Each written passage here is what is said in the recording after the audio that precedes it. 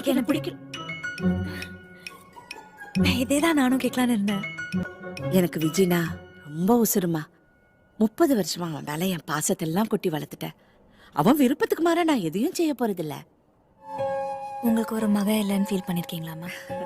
எனக்கு பொண்ணுனா ரொம்ப பிடிக்கும். அதுக்கு தலை சீவி ஜட பின்னி விதவிதமா பூ புடவைன்னு. அது மட்டும் இல்ல, ஒரு பொண்ணுகிட்ட இன்னொரு பொண்ணு தானே மனசு விட்டு பேச முடியும். என் பையன் என்ன நல்லா தான் பாத்துக்கிறான். ஆனா எனக்கு ஒரு பொண்ணு இல்லைன்னு அப்பப்போ தோணும். எனக்கு அம்மா கிடையாது. எனக்கு ஒரு அம்மாவும் உங்களுக்கு ஒரு பொண்ணும் தரதுக்காக தான் ஆண்டவன் விஜய் என்னையும் மீட் பண்ண வச்சிருக்காருன்னு நினைக்கிறேன்.